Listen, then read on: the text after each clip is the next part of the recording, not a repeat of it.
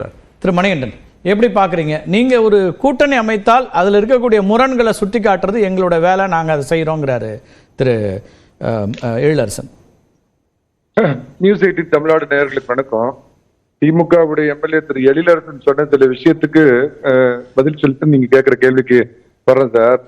அதாவது நீதிமன்றத்து மேல மிகுந்த நம்பிக்கையுடைய, நீதிமன்றத்தை மதிக்கக்கூடிய கட்சி திமுக அப்படிங்கிறது தமிழகம் தாண்டி இந்தியாவில் இருக்கிற எல்லாத்துக்குமே தெரியும்.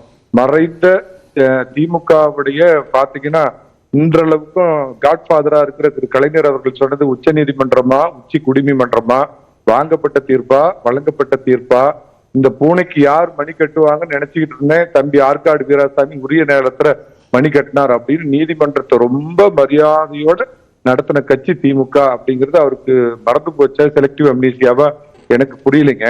இதுக்கோட கலைஞர் காலம் விட்டுருங்க. இவ்வளவு நீதிமன்றத்து மேல இவ்வளவு மாண்புமை மரியாதை இவ்வளவும் வச்சிருக்கிற இவங்க பேரை கேட்டாலே சும்மா அதிருது இல்ல அப்படின்னு ஒரு நீதிபதி இருக்காருல்ல, மாட்சிமை பொருந்திய ஆனந்த சுப்பிரமணியம், ஒரு அமைச்சர் மேல இந்து மதத்தை இழித்து பேசின, பெண்களை இழித்து பேசின அமைச்சர் மேல பொன்முடி மேல எஃப்ஐஆர் போடுங்கன்னு சொல்லி இன்னைக்கு 3 நாள் ஆச்சு.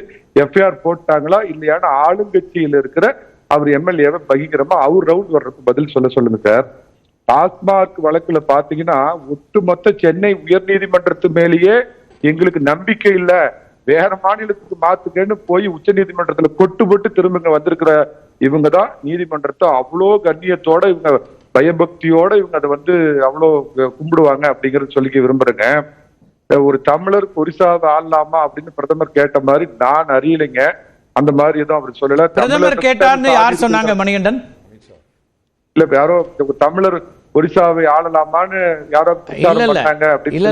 என்ன பேசப்பட்டதுன்னா சரியா சொல்ல, ஏன்னா அது பொருள் தப்பா போயிடும். நம்ம பிரதமர் பேரே அங்க அதுல சொல்லப்படலையே. சரி ரைட், நான் யாரும் 2ஆம் கட்ட பாஜக தலைவர்கள் கூட அந்த மாதிரி பேசிருக்கலாம்.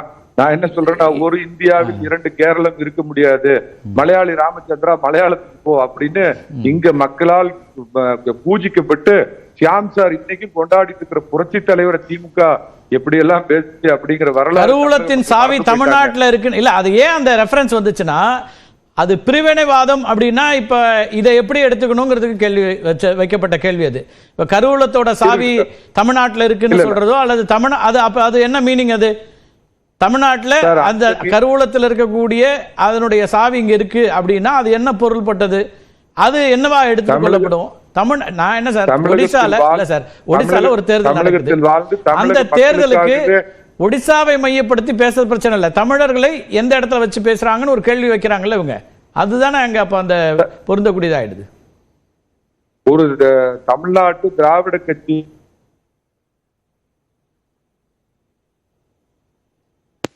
சார், நான் பேசுறது கேக்குதா? இப்ப கேக்குது, பேசுங்க. நடுவுல தொடர்பு. நீண்ட காலமா பாடுபட்டு திரு எம்ஜி ராமச்சந்திரன் ஒரு இந்தியாவில் 2 கேரளம் இருக்க முடியாதுன்னு பேசினவர் மரியாதைக்குரிய கலைஞர் மலையாளி ராமச்சந்திரா மலையாளத்துக்கு போ அப்படின்னு பேசுனது எதுவோ அது ஒருவேளை இதை பார்த்துருப்பாங்கன்னு நினைக்கிற பிஜேபி 2ஆம் கட்ட தலைவர்கள் பார்த்து சரி இவங்கள மாதிரி நாமளும் ஒடிசாவில பேசலாமே ட்ரை பண்ணிருப்பாங்க. சார் எனக்கு முன்னாடி பேசின சியாம் அவர்கள் சொன்னாரு இன்னமும் பார்த்த கூட்டணி ஆனா நீங்க பேசுங்க, தயவு செஞ்சு நான் தவறா எடுத்துக்க வேண்டாம். திரு எம்ஜிஆர் அவர்கள் இங்கே தமிழ்நாட்டிலே போட்டி போட்ட பொழுது வந்த விமர்சனங்கள் வேறு. ஒரிசாவில் இருக்கிற ஒரு தமிழர்களை இல்ல ஒரு ஒட்டுமொத்த தமிழ்நாட்டையும் அந்த ஒரிசாவினுடைய கருவூலத்தினுடைய சாவை இங்கே வைத்துக் கொண்டு இருக்கிறார்கள் ஒரு விமர்சனம் வைப்பதற்கும், நம்ம ஒட்டுமொத்தமா நீங்களும் தமிழர்னா உங்களுக்கும் அது உரைக்கும்னு நினைக்கிறோம். அந்த மாதிரி தான் அவங்க சொல்லியிருக்காங்க. முடிச்சுட்டு வர விவாதத்துக்குள்ள போலாம். முதல் கட்ட கருத்தை எடுத்துரும். சொல்லுங்க மணிகண்டன். எஸ், ஷியாம் சார் சொன்னதை குறிப்பிட்டு பேசுறீங்க. தமிழ்நாட்டுக்கே பிறந்து தமிழ்நாட்டுக்கே வாழ்ந்த எம்ஜி ராமச்சந்திரன் நீ கேரளாவுக்கு போன்னு சொன்னீங்க, ஒரிசாவில் சொன்னதை விட அதான் இதுதான் சார் மோசம். நான் அந்த விஷயத்துக்கு தவறுன்னு சொல்லி இருக்கிறவங்க அப்புறம் திரும்ப ஒடிசால இருக்கிறத சரின்னு நியாயப்படுத்த முடியாதுல்ல, அப்ப அதுவும் தப்புன்னு சொல்லுங்க. அதனால சரி நியாயப்படுத்தல, நீங்க பேசுனது சரின்னா அதுவும் சரி, நீங்க பேசுனது தவறுனா அதுவும் தவறு. அதுதான் நான் சொல்ல வரேன். அப்ப உங்க நிலைப்பாடு என்னன்னு சொல்லுங்க. அது என்ன இருக்கு? மணிகண்டன் அதை தப்புன்னு நினைக்கிறாருன்னா அப்ப இதுவும் தப்பு, அவ்வளவுதானே? அததான் சொல்றேன் நானு. எம்ஜிஆர் பேசுறது நீங்க தப்புன்னு ஏத்துக்குங்க, அங்க அவங்க பிஜேபி பேசுறது கடுமையா கண்டிக்கத்தக்கது நான் சொல்ல வரேன். சார் சொல்லிடுறேன் சார், கூட்டணியில இன்னும் தயக்கம் மயக்கம் கலக்கம் இப்படின்னு பாத்தீங்கன்னா இந்த 10 நாளா திமுகல இருந்து நேரடியா வரக்கூடியவங்களும் திமுக ஆதரிக்கக்கூடியவங்களும் தொடர்ந்து இதையே பேசிட்டு இருக்காங்க. ஒரு வாதத்துக்காக கேட்கிறேன் சார், உங்க டிவிலே பல முறை சொல்லிட்டேன், அமித்ஷா சொன்ன ஹிந்தி வெர்சனோட டப்புடு வெர்சன் தான் எடப்பாடி பழனிசாமி 4 நாளைக்கு முன்னாடி சொன்னது அப்படின்னு சொல்லிட்டேன். ஆனாலும் இல்ல அவர் கூட்டணி ஆட்சின்னு சொன்னாரு அப்படின்னா அதையே மறுதளித்து திரு எடப்பாடி பழனிசாமி என்னன்னா நீங்க தான் விளக்கணும் திரு மணிகண்டன். என்னன்னா நீங்களும் நாகராஜ் அவர்கள் தான் விளக்கணும். நீங்க டப்டு வெர்ஷன்றீங்க, அவங்க என்ன சொல்றாங்க அது தப்பான வெர்ஷன்றாங்க. எனக்கு ஹிந்தி தெரியாது, அதனால நீங்க தான் எது சரியான வெர்ஷன் சொல்லிட்டீங்கன்னா நாம புரிஞ்சுட்டு போறோம், அவ்வளவுதானே. திரு ஷியாம் அவர்களும் ஒரு பார்வை முன் வச்சாரு. அவர் எல்லாத்தையும் விசாரித்து அறிந்தாது, ஹிந்தி நேரடியா அவருக்கு தெரியலனாலும் விசாரித்து அறிந்த அடிப்படையில் நான் ஹிந்தி விசாரித்து பாஸ். ஓ, அப்ப உங்களுக்கு அந்த இது தன்மை இருக்கு சார், உங்களுக்கு அந்த ஒரு அதை விமர்சிக்கிற என்ன தெரியுங்கிற பாண்டித்தோட விசாரம் பாஸ் பண்ண சியாம் சார் சொன்னதே வச்சுக்கிறேன். அப்ப இவர் அமித்ஷா அவர்கள் சொன்னதை மறுதளித்து திரு எடப்பாடி பழனிசாமி இல்ல தமிழகத்துல அதிமுகவோட தலைமையில தான் ஆட்சி, ஒற்றை ஆட்சி தான், ஒற்றை தலைமை மாதிரி ஒற்றை ஆட்சி தான் சொன்னாரு. இன்னைக்கு வரைக்கும் மரியாதைக்குரிய அமித்ஷா எந்த பதிலும் அதுக்கு வரலையே.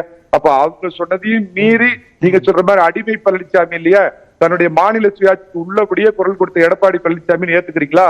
இது ஒண்ணுங்க. ஷியாம் சார் ஒரு கணக்கு சொன்னார், கூட்டணி கணக்கு. அதுல பாருங்க அப்படியே லாபகமா ஒரு பாயிண்ட் விட்டுட்டு போறாரு. அதிமுகவுக்கு 22 இருக்குதுங்க, 10% எதிர்ப்பாளர் இருக்குதுங்கிறாரு. வேணாம் 8% வச்சுங்க, 30% அதிமுகவுக்கு. பாஜகவுக்கு 11 இல்லைங்க, 5 வச்சுங்க குறைஞ்சபட்சம். நாளைக்கு சேரப்போற பாமக என்னங்க இல்ல மணிகண்டன், ஆட்சிக்கு எதிர்ப்பு இருக்கு, நான் இல்லைன்னு சொல்லல. எதிர்ப்பு பூரா எப்படி உங்களுக்கு வரும்னு கேக்குறேன். சரி சார், 5 வச்சுங்க சார், 5 வச்சுங்க சார். பாஜகவுக்கு ஒரு 5, பாமக மற்றவர்கள். இப்ப விஜய் கட்சி வச்சிருக்காரு, திரு சீமான் கட்சி நடத்திட்டு இருக்காரு. எதிர்ப்பு ஓட்டு மொத்தமா உங்களுக்கு எப்படி வரும்னு திரு ஷியாம் கேக்குறாரு. அவ்வளவுதான், வேற ஒண்ணும் இல்ல. சரி, அப்படி பாத்தீங்கன்னாலும் நீங்க ஏன் சார் சந்தேகப்படுறீங்க? தலைவரே சொல்லிட்டாரு முதல் சுற்று முடிச்சிடும். வெளியில இருந்து பேசுற கஷ்டம் உங்களுக்கே தெரியும். ஆர்ப்பாட்டம் போராட்டம் தான் இளைஞர்களை வசீகரிக்கும்னா அதுக்காக இருக்கிற சீமான் அவருக்கு போகும்போது வழியே இவங்க அந்த அரத பழசு ஈஸ்ட்மேன் கலரு மொழிப்போரு இன உணர்வு கொள்ள அப்படிங்கறதெல்லாம் இன்னைக்கு யாரும் எந்த தமிழரும் அதை பார்த்து நம்ப மாட்டா அப்படிங்கிறது. நீங்க அப்படி போனா அது செல்லாத ஓட்டு சீமானுக்கு போவோம், இல்ல அநேகமா தமிழ் தேசிய அதிபரும் மறைமுகமாவோ நேரடியாவோ தேசிய ஜனநாயக கூட்டணிக்கு ஆதரவு கொடுப்பார் அப்படிங்கிற அடிப்படையில நான் சொல்றேங்க. திரு மணிகண்டன், மொழிப்போர் என்பதெல்லாம் ஈஸ்ட்மேன் கலர்னு திரு எடப்பாடி பழனிசாமி அவர்களிடமோ திரு KP முனுசாமி அவர்களிடமோ வேறு CV சண்முகம் அவர்களிடமோ நீங்க சொன்னீங்கன்னா எதிர்வினை வேறாக இருக்கும். அது அவங்களே ஏற்றுக்கொள்ள மாட்டாங்க. ஈஸ்ட்மேன் கலர் படம் தானே மகாராஷ்டிரால ஓடுது. சார் இருங்க sir, Shyam sir, I am not the official spokesperson. நான் ஒரு அட்வொகேட்ங்கிற முறையில் என் கருத்தை தெரியப்படுத்துறேன் சார். நான் சொல்றேன், அதனால அது அதிமுகவோட கருத்தா இருக்காதுன்னு நான் சொல்றேன். இல்ல ஒரு நிமிஷம், நான் ஒரே கேள்வி மட்டும் கேட்டுறேன். மாநில சுயாட்சின்னு பேசுறீங்களா? 10 வருஷம் UPA கவர்மெண்ட்ல மன்மோகன் சிங் ஆட்சியே கலைஞரால தான் நடக்குதுங்கிறப்ப என்ன மாநில சுயாட்சிய மீட்டிங் இல்ல? எடப்பாடி பழனிசாமி 4 ஆண்டு 7.5 இல்லாத 4 ஆண்டு ஆட்சி கொடுத்த அமித்ஷா இந்த தோல்ல உட்காந்துட்டு மோடி தோல்ல உட்காந்துட்டு பழனிசாமி கொண்டா நான் கைக்கு போறேன்னு கேட்டாரா? யாரை ஏமாத்துறீங்க? என்ன மாநில சுயாட்சி கெட்டு போச்சு? பதில் சொல்லுங்க சார். என்ன மாநில சுயாட்சி? கச்சத்தீவு இந்த மாதிரி கச்சத்தீவு அது இதுன்னு சொல்லிட்டு போறாருங்க. வழக்கறிஞர்கிட்ட போயிட்டு வரேன். கச்சத்தீவுன்றது நமக்கு முடியாதுன்னு அவருக்கு தெரியணும். இல்ல அவர் அட்வொகேட்டா இருந்தாருன்னா கச்சத்தீவுன்றது எக்ஸ்டர்னல் அஃபேர்ஸ்ல இருக்கு, அதை ஒழுங்கா படிக்க சொல்லுங்க. படிக்காம பேசாதீங்க. உரிமை இல்லன்றதுனால தான் மாநில சுயாட்சி கேட்கிறோம். என்ன தெரிஞ்சா பேசுங்க, உங்களுக்கு தெரியாதுன்னா விட்டுருங்க. நீங்க மொழி போறியே இழிவா பேசுறவரு, உங்களுக்கு தமிழ்நாட்டு உணர்வு கிடையாது, மொழி உணர்வு கிடையாது, மாநில உரிமை பற்றி அக்கறை இல்லை, உங்களுக்கு அதை பத்தி பேசுறதுக்கு தெரியாதுன்னு விட்டுருங்க. தகுதி இல்லைன்னு சொல்லுங்க. ஒரு நிமிஷம் திரு புகார், தகுதி கிடையாது. ஒரு நிமிஷம் சார், புகாரிட்ட பேச